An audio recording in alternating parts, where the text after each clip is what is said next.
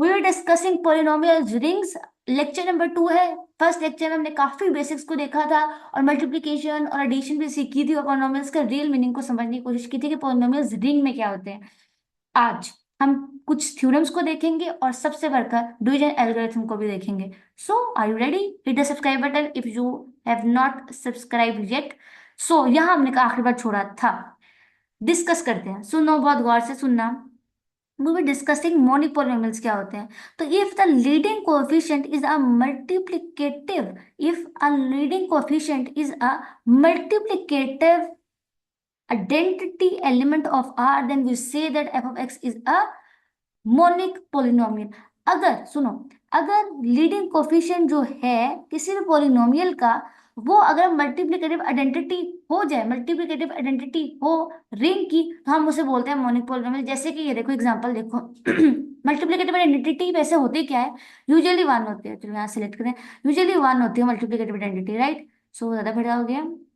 Multiplicative identity, चलो, multiplicative identity one होती है। सो याद रखना, जो मोनिक पोलिनोमियल्स बनेंगे ना, मोनिक पोलिनोमियल्स बनेंगे, उसमें हमारे पास जो लीडिंग कोफिशिएंट होगा ना, वो वन होगा। जैसे एग्जांपल देखो ऐसे, एक्स का क्यूब प्लस एक्स का square plus x plus one. ये पोलिनोमियल को गौर से देखो, इसमें लीडिंग कोफिशिएंट क्या है? एग्जैक्टली वन है। और डिग्री क्या है? थ्री है। सिमिलरली ये भी एग्जांपल हो सकती है, बहुत सारे एग्जांपल आप इस तरह लिख करके लिख सकते हो। रियल एक्स का square plus two x plus one. तो ये भी मोनिक पोलिनोमियल है जिसमें हमारे पास लीडिंग कोफिशिएंट क्या है? वन है। होप्स हो के समझ आ गई हो। और सेकंड चीज देखते हैं विच is called a polynomial. A polynomial of the form f of x is equal to a naught are called constant polynomial। और constant polynomial की डिग्री क्या होती है? No degree. कांस्टेंट पोलिनोमियल की कोई भी डिग्री नहीं। तो कांस्टेंट पोलिनोमियल इस तरह के होते हैं, मैं दिखाती हूँ कांस्टेंट पोलिनोमियल कैसे होते हैं। एक मिनट। देखना डेफिनेशंस के साथ बहुत क्लियर है ना, बिकॉज ये इन दी एंड काफी हेल्प आउट करती हैं। सो हमारे पास आ जाते हैं कांस्टेंट पोलिनोमियल्स। कांस्टेंट पोलिनोमियल्स, कौन से पोलिनोमियल्स ऐसे होते हैं? F of x is equal to A naught, मतलब F of x is equal to two three, मतलब कुछ भी, कोई भी नंबर, कोई कांस्टेंट टर्म आ जाए उसे कांस्टेंट पोलिनोमियल बोलते हैं। और इसकी जो डिग्री है ना दोस्तों, वो वन होती है। इसकी डिग्री सॉरी जीरो होती है। Zero degree. इसकी डिग्री क्या होती है? जीरो। राइट, लिख लेना बहुत ज्यादा नोट्स में। नाउ आगे बढ़ते हैं। विच इज दैट, और कुछ नहीं है यहाँ पर। ओके, सो मोस्ट इंपॉर्टेंट और मोस्ट फेमस है विच इज कॉल्ड दिस। पहले इस थ्योरम को समझते हैं और फिर हम थोड़ा प्रूफ करेंगे।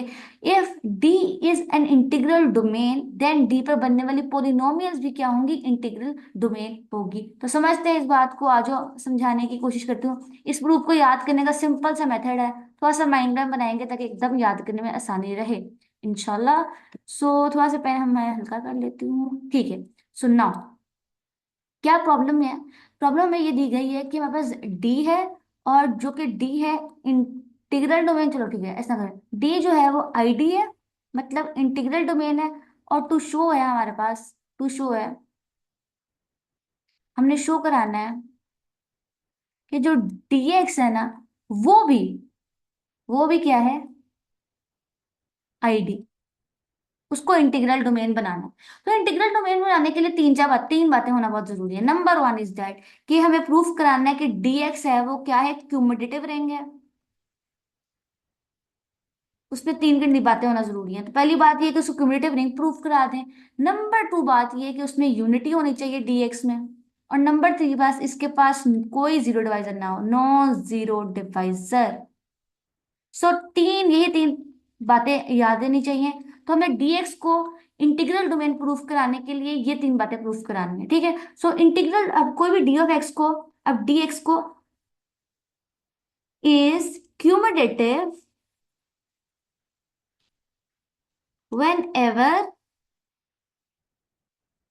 डी इज, डी जब भी डी क्यूमुलेटिव रिंग होगा तो डी एक्स, मतलब डी पे बनने वाली पॉलिनोमियल भी ऑटोमेटिकली क्यूमुलेटिव रिंग होगा ही होगा। और जैसे कि क्वेश्चन में गिवन है कि डी जो है वो इंटीग्रल डोमेन है, तो इसका मतलब है कि वो क्यूमुलेटिव रिंग तो होगा ही होगा, क्योंकि हर क्यूमुलेटिव रिंग, हर इंटीग्रल डोमेन क्यूमुलेटिव रिंग होती है विद यूनिटी, और उसके पास कोई जीरो डिवाइजर नहीं होता। तो क्योंकि डी क्यूमुलेटिव रिंग है तो डी ऑफ एक्स भी क्यूमुलेटिव रिंग हो गया। सो आज जब दूसरी प्रॉपर्टी को सेटिस्फाई करते हैं, दिस विच इज को हमें प्रूव करने की unity. If one belongs to D, मतलब अगर मल्टीप्लिकेटिव आइडेंटिटी बिलोंग करती है हमारे पास डी से, देन ऑब्वियसली वो क्या होगी, ऑब्वियसली लिखना था, चलो भाई देन इसको आसान कर लेते हैं। देन दिस इंप्लाइज दैट कि वो F of x is equal to one ही होगी। अगर वो F of x is equal to one है, देन देन तो फिर वो F of x is equal to one belong कर गया हमारे डी ऑफ एक्स से। बिकॉज हर जो हमारे डी ऑफ एक्स से इससे बनने वाली सारे पॉलिनोमियल, जो डी के अंदर बनने वाले सारे पॉलिनोमियल्स मेरे डी ऑफ एक्स के अंदर पड़े हैं। और याद रखना, डी ऑफ एक्स के अंदर मेरे सारे नॉन जो कांस्टेंट पॉलिनोमियल्स है ना वो भी आएंगे। तो कांस्टेंट पॉलिनोमियल्स में मेरे पास वन भी आएगा, और वन भी मेरे डी से बिलोंग करता है तो वो डी एक्स से भी बिलोंग कर गया, क्योंकि मेरे डी एक्स के अंदर कांस्टेंट पॉलिनोमियल्स भी मौजूद हैं। आई होप कि इस पॉइंट की समझ आई हो आपको। फिर भी कोई डाउट हो तो कमेंट्स बॉक्स में डाल देना, आई विल एक्सप्लेन अगेन इंशाल्लाह। सो तीसरी बार हमने प्रूफ करना है कि कोई जीरो डिवाइजर इसके पास नहीं है। तो हम बात कर लेते हैं यहाँ से कि अगर एफ ऑफ एक्स जो है वो इक्वल है, थोड़ा सा यहाँ से आगे बढ़ेंगे, हाँ हमारा एफ ऑफ एक्स जो है इक्वल है ए वन ए नॉट, एक सेकेंड थोड़ा सा पेन में हल्का करूंगी, चलो। सो ए वन ए नॉट करना था। So A naught plus A one x1 plus A two x2 plus so on till A N और x पावर n। और मेरा जी ऑफ एक्स जो है ना वो इस किस्म का है, b naught plus b one x power one plus b two x power two so on till b power b m x power m, right. और अगर आप गौर से देखो तो इन दोनों इन दोनों पोलिनोमियल्स की डिग्री क्या है, सोच के बताना बहुत ज्यादा। ऑफ कोर्स जो इनकी दोनों की पोलिनोमियल्स की जो डिग्री है ना, पहले वाला पोलिनोमियल्स की जो हाईएस्ट पावर है वो क्या है, n। So F of x की डिग्री क्या है, n। जी ऑफ एक्स की डिग्री क्या है, m। और याद रखना कि हर नॉन कांस्टेंट पोलिनोमियल के अंदर जो लीडिंग कोफिशिएंट होता है ना हमेशा नॉन जीरो होता है। ये मैंने पहले पीछे पढ़ाया, या यहाँ पे जीरो लेना था। सो लीडिंग कोफिशिएंट क्या होगा, पहले वाले एफ ऑफ एक्स के अंदर A of N is not equal to zero है, और बी ऑफ जो सेकंड पोलिनोमियल है इसके अंदर B M is not equal to zero है। याद रखना कभी लीडिंग कोफिशिएंट जीरो नहीं हो सकता, क्योंकि अगर लीडिंग कोफिशिएंट जीरो हो गया तो डिग्री जो है वो एन नहीं रहेगी, या डिग्री जो है वो एम नहीं रहेगी, डिग्री को छोड़ हो जाएगी, क्योंकि वो टर्म ही खत्म हो जाएगी। बात समझ आई, आई होप कि आ गई हो। अब हम लिखते हैं, अगर f of x into g of x is equal to, f of x into g of x has a m into g m as leading coefficient. उन दोनों के पास ये तो लीडिंग कोफिशिएंट होगा जब हम इन दोनों को मल्टीप्लाई करेंगे, है ना। इस बात से एग्री करते हो ना। अगर इन दोनों के पास ये लीडिंग कोफिशिएंट होगा, दिस इंप्लाइज दैट कि ए एन और बी एन का जो प्रोडक्ट है वो नॉट इक्वल टू जीरो है। दिस इंप्लाइज दैट, और प्रोडक्ट जो है वो नॉट इक्वल टू जीरो है since D is integral domain, क्योंकि डी इंटीग्रल डोमेन है। Since D is integral domain, so since D is ID, so this implies that this implies that d of x is id। I hope कि proof समझ आया। फिर भी यहाँ से देखते हैं ताकि कुछ ज्यादा अच्छे समझ आए, ताकि दिमाग में बैठे, दिल की बात बैठे आपकी इंशाल्लाह। स्टार्ट करते हैं और बहुत गौर से सुनना आप। Since we have already prove that D of x is a ring, अब वो डी अगर रिंग है तो डी में बनने वाला हर पोलिनोमियल भी रिंग होगी, लास्ट में बताया था मैंने, right. So D of x cumulative ring तब होगी जब विद यूनिटी एंड है, तो हमने चीज प्रूफ कराने की, क्यूमुलेटिव भी है, क्यूमुलेटिव रिंग है विद यूनिटी, उसके पास कोई जीरो डिवाइजर नहीं है, ये हमने बात प्रूफ करानी थी, right. So D of x cumulative ring तब होगा जब डी क्यूमुलेटिव रिंग हो। और सिमिलरली अगर वन यूनिटी है डी का, तो ऑब्वियसली वो F of x is equal to one ही होगा, और वो यूनिटी हो जाएगी हमारे डी ऑफ एक्स की। तो डी ऑफ एक्स के पास यूनिटी भी आ गई और क्यूमुलेटिव रिंग भी हो गया, राइट। सो अब हमने दो एक ले लेना है, अब हमने इंटीग्रल डोमेन प्रूफ करना। तो ये रहा मेरा एफ ऑफ एक्स, ये रहा मेरा जी ऑफ एक्स, और इन इस एफ ऑफ एक्स में जो लीडिंग कोफिशिएंट है वो ए एन है, उसको भी नॉट इक्वल टू जीरो होगा, और इसमें जो लीडिंग कोफिशिएंट है वो बी एम है, वो भी नॉट इक्वल टू जीरो है। और जब हम एफ ऑफ एक्स और जी ऑफ एफ एक्स का आपस में प्रोडक्ट करेंगे तो उन दोनों का लीडिंग कोफिशिएंट जो है वो एफ ए एन और बी एम होगा। और क्योंकि क्योंकि डी जो है, यहाँ वो लाइन लिखी हुई है, क्योंकि चलिए क्योंकि डी जो है वो इंटीग्रल डोमेन है, तो इन दोनों का प्रोडक्ट भी, मतलब लीडिंग कोफिशिएंट का जो प्रोडक्ट है, लीडिंग कोफिशिएंट का जो प्रोडक्ट है वो भी नॉट इक्वल टू जीरो होगा। और दिस इंप्लाइज दैट कि हमने तीनों कंडीशन फुलफिल कर दी हैं। दैट इज ऑल, ये हमारे पास बन गया है। क्या बना है? Integral domain. बात समझ आ गई सबको? कोई भी डाउट हो तो फिर जरूर पूछना। So next is that which is called very very important, very very crucial, which is called integral domain. तो इसको देखते हैं। तो this is division algorithm. Division algorithm को समझने से पहले it's very important to know some basics, उसको मैं बता देती हूँ। थोड़ा सा दिमाग खाऊंगी, थोड़ा सा दिमाग बर्दाश्त करेगा। अच्छा, कोई भी नंबर, दो नंबर इंटीजर्स में ले लेती हूँ। Let's say 25 and 5, right. सो ये दोनों हमारे पास इंटीजर्स हैं, कोई इतराज नहीं है। जब मैंने 25 को डिवाइड करूँ 5 के साथ, जो कि इस तरह आएगा, 25 अंदर जाएगा, 5 विल गो आउटसाइड। तो 5 को किससे मल्टीप्लाई करूंगा? 25 आ जाए तो 5 इधर जाएगा। I am doing just usual division, right. तो इसमें क्या था कि जो चीज, जिस चीज को डिवाइड किया जाता है वो हमारे पास डिवाइडेंड होता है, राइट। ये हमारे पास डिवाइडेंड होता है, बाहर वाला डिवाइजर होता है।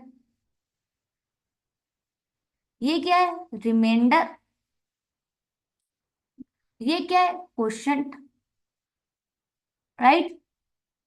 तो याद रखना कि जब भी किसी भी दो नंबर्स को आपस में मल्टीप्लाई, सॉरी, किसी भी दो नंबर्स को आपस में डिवाइड किया जाए तो उनके लिए यूनिक क्वोशंट और यूनिक रिमाइंडर होता है। यूनिक क्वोशंट और यूनिक रिमाइंडर होता है। कौन कहता है? ये डिवीजन एल्गोरिथम कहता है, राइट। इसके बारे में हम नंबर थ्योरी में काफी डिटेल में पढ़ चुके हैं, उससे पहले भी आप क्लासेस में पढ़ चुके हैं उसके बारे में, राइट। तो याद रखना। सो एफ ऑफ एक्स ऊपर वाला, जी ऑफ एक्स नीचे वाला को हम कहेंगे, और एफ ऑफ एक्स क्वोशंट और रिमाइंडर्स को हम फाइंड करेंगे। और ये बात याद रखनी है, ठीक है। जब भी किसी दो नंबर्स को डिवाइड किया जाता है उसके लिए यूनिक क्वोशंट और रिमाइंडर पड़ा होता है। तो कीप इन योर माइंड, और हम स्टार्ट करते हैं डिवीजन एल्गोरिथम को, स्टार्ट करते हैं, स्टेटमेंट को समझेंगे। And I will do a lot of examples, a lot of नहीं, ऑनली 2-3 एग्जांपल्स फॉर यू, ताकि हमें ज्यादा अच्छे से समझ आए। तो ठीक है, बहुत गौर से सुनना। सो बात ये है कि F be a field, F मेरे पास कोई फील्ड है, एफ मेरे पास कोई फील्ड है, और उसमें से मैंने दो फंक्शन लिए हैं, एक एफ ऑफ एक्स है, दूसरा जी ऑफ एक्स है, और वो दोनों मेरे फील्ड ऑफ पोलिनोमियल से बिलोंग करते हैं। यहां पर एक बात बहुत इंपॉर्टेंट है। मैंने कहा था कि, तो बात ये है कि जब मैंने कहा था कि आर हमारे पास रिंग है, तो आर पर बनने वाला जो पोलिनोमियल था ना, आर ऑफ एक्स, मैंने कहा था वो भी रिंग है। ये बात तो मैंने लास्ट लेक्चर में भी कही थी और आज भी कहा। लेकिन रिमेंबर दैट अगर एफ फील्ड है, एफ इज फील्ड, तो एफ पे बनने वाला पोलिनोमियल फील्ड नहीं होगा। एफ पे बनने वाला पोलिनोमियल फील्ड नहीं होगा। एफ पे बनने वाला पोलिनोमियल्स, एफ पे बनने वाले पोलिनोमियल्स इंटीग्रल डोमेन होते हैं। याद रखना, वेरी वेरी इंपॉर्टेंट बात है। अक्सर बच्चे इसके स्टेटमेंट में यहाँ पे ये भी आएगा। तो याद रखना, ये क्या है? जो एफ ऑफ एक्स है ये इंटीग्रल डोमेन है, राइट। इंटीग्रल, अच्छा सोचने वाली बात है कि अगर एफ फील्ड है तो ये F of x integral domain क्यों है? इसके रीजन ये है कि एफ ऑफ एक्स के अंदर, एफ ऑफ एक्स के अंदर हमारे पास यूनिट एलिमेंट्स नहीं होते, दैट इज वाई, राइट। इसका प्रूफ है, कुछ करवाऊंगी इंशाल्लाह किसी दिन मौका मिला तो, ठीक है। तो you remember that it is a very important point. तो हमारे पास जी ऑफ एक्स जो क्या है, वो नॉट इक्वल टू जीरो है, देन देयर एग्जिस्ट यूनिक। पूरा मैथमेटिक्स में यूनिक का मतलब क्या होता है? Only one. So unique Q of X and R of X in field of polynomial such that कि एफ ऑफ एक्स को लिखा जा सकता है G of X into Q of X plus R of X. और यहाँ पे याद रखना, जो रिमाइंडर होता है या वो जीरो होता है, या रिमाइंडर की डिग्री हमेशा जी ऑफ एक्स की डिग्री से कम होती है। रिमाइंडर की डिग्री जी ऑफ एक्स की डिग्री से कम होगी। वेरी इंपॉर्टेंट बातें। अब मुझे थोड़ा सा ना इस बात को समझने के लिए ना, एक we should do an example. तो ये देखो, कुछ आपके लिए एग्जाम्पल पहले लिखी है। वो है हमारे पास ये एफ ऑफ एक्स है, ये जी ऑफ एक्स है, और ऑफ कोर्स ये दोनों हमारे पास फील्ड के ही हैं। मैं इसको मल्टीप्लाई डिवाइड करके दिखाती हूँ। तो एफ ऑफ एक्स अंदर जाएगा, so 3x⁴ plus x plus 1, right. So यहाँ पर आएगा हमारे पास 2x² प्लस 2। तो अब हम जरा डिवीजन का प्रोसेस को शुरू करते हैं, कलर चेंज करेंगे। सो अब 2x को किससे मल्टीप्लाई करूंगे ये बन जाए, तो वो है 3/2 x⁴, राइट। तो इससे से मल्टीप्लाई किया, वी गेट 3x⁴, और प्लस 2 इधर गया तो we get 3x² plus 3x²। और यहाँ से हमने थोड़ी गलती की है, वो यहाँ से हम थोड़ा इसको बढ़ा लेंगे, इधर से ऐसे कर कर प्लस x प्लस 1। ठीक है, थोड़ा साफ करके प्यारा करके लिखेंगे ताकि समझ भी आए दुनिया में क्या हो रही है, राइट। सो यहाँ से अब आ जाएगा। सो आगे देखो, माइनस माइनस ये ऊपर के नीचे ही आ जाएंगे, तो ये तो गया 0, और यहाँ से हमारे पास क्या बचा, -3x² plus x plus 2। So this is over remainder. इससे ज्यादा आगे भी क्वेश्चन सॉल्व हो सकता है, लेकिन हम नहीं करेंगे। हम उसको क्यों नहीं करेंगे, क्योंकि हमें इतना ही चाहिए। बिकॉज मैं आपको फॉर्म लिख के दिखाना चाहती हूँ। क्या कहा था कि जब डिवीजन एल्गोरिथम अप्लाई होगा तो क्या था कि एफ ऑफ एक्स जो था वो इक्वल था G of x into Q of x, into Q of X, यहाँ क्यू ऑफ एक्स आना है, into Q of X plus R of X, right. यही मामला था ना। सो अब लिख दे रहे हैं, इसमें टेंशन वाली क्या बात है। तो लिखूंगी किस तरह, हमारे पास जी ऑफ एक्स क्या है, एफ ऑफ एक्स क्या है, अंदर वाला। So 3x⁴ plus x plus 1 is equal to, ये हमारे पास जी ऑफ एक्स है। सो 2x² प्लस 2 इंटू, ये हमारे पास क्वोशंट है।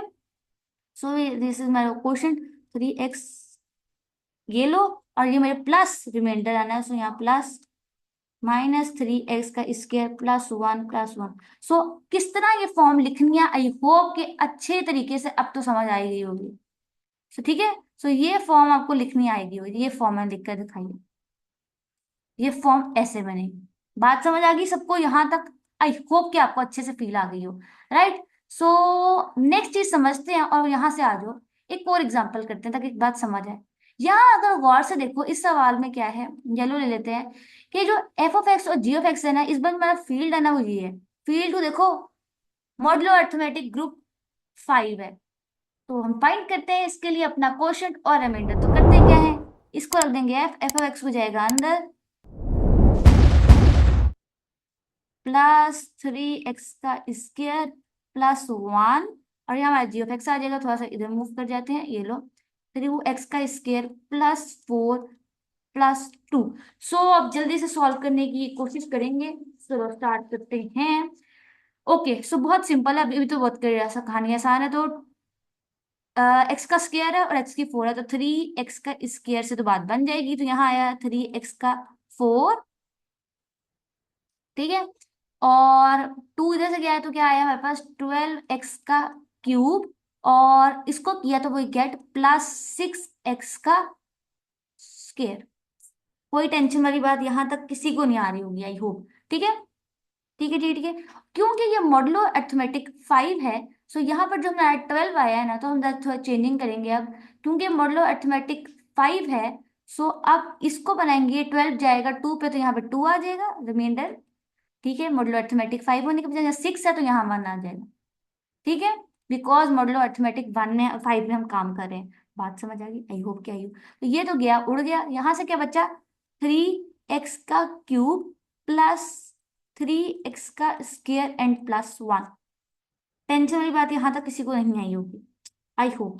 ठीक है, ओके। अब आगे बढ़ते हैं। ओके, तो यहाँ 3 आ गया। Okay okay okay, so now अब हम आगे बढ़ते हैं, और अब यहाँ पे 3 तो अब प्लस करेंगे। अच्छा, मैं तो कलर चेंज करूंगी यहाँ से, एक मिनट। सो कलर चेंज करते हैं।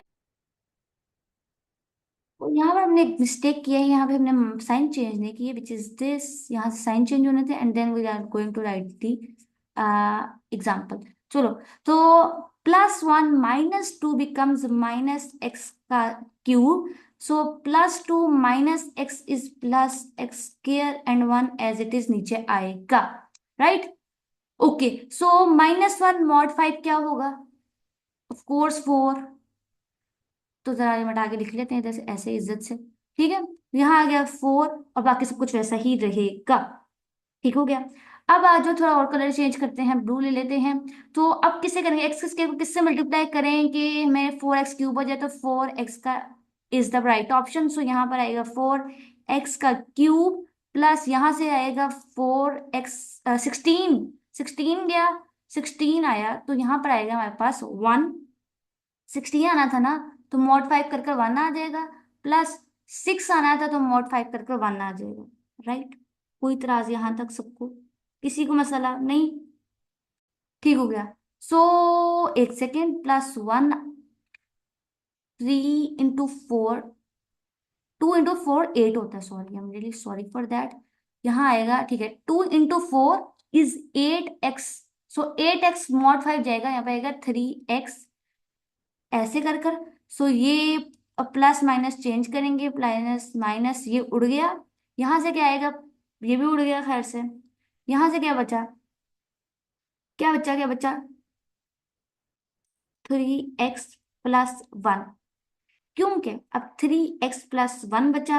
अच्छा ठीक है, -3 आना था, यहाँ पे माइनस करके 3, और यहाँ तो अब -3 mod 5 करो जरा। -3 mod 5 क्या होगा? -3 mod 5 होता है 2x। तो ये हमारे पास आंसर है। आई होप कि अगर आपको कंफ्यूजन होगी कि कैसे मॉड शोड आ रहा है, तो उसका रीजन है mod 5 है, तो हम जो भी माइनस साइन आएगा तब भी mod 5 करेंगे, और जब कोई 5 से बढ़ के आएगी उसको भी करेंगे, तो mod 5 कर कर ये हमारा आंसर है। और अगर आप गौर से देखो तो हम इससे मजीद आगे नहीं करेंगे। क्यों नहीं करेंगे? The reason is very very simple, कि जो डिग्री R(x) है ना, तो डिग्री ऑफ R(x) क्या है? 1। R(x) 0 तो नहीं है। दूसरा कंडीशन ये था कि डिग्री ऑफ R(x) को कम होना होगा। डिग्री ऑफ R(x) कम होगी डिग्री ऑफ g(x) से। तो डिग्री ऑफ R(x) क्या है? 1। डिग्री ऑफ g(x) क्या है? ये g(x) है 2। तो इसका मतलब है क्योंकि डिग्री ऑफ R(x) कम हो चुकी है डिग्री ऑफ g(x) से, तो हमारा जो प्रोसेस है वो स्टॉप कर जाएगा। बात समझ आई? क्योंकि या तो रिमाइंडर को 0 होना होगा, यहां से देखो ना, या तो रिमाइंडर को 0 होना होगा। कौन सा कलर लिया हुआ है? अच्छा ठीक है, मैं तो कलर चेंज करूंगी। सो या तो रिमाइंडर को 0 होना होगा, या डिग्री ऑफ R(x) को कम होना होगा डिग्री ऑफ g(x) से। तो हमारा एक कंडीशन फुलफिल हो गया, that is why we stop the process, बल्कि यही काम खत्म हो चुका है। बात समझ आ गई? चलो वेल डन, अगर आ गई है तो। नाउ वी मूव टू आगे and discuss some other things. ये भी हमने कर ली एग्जाम्पल, एंड दिस एग्जाम्पल भी हमने सॉल्व कर लिया है।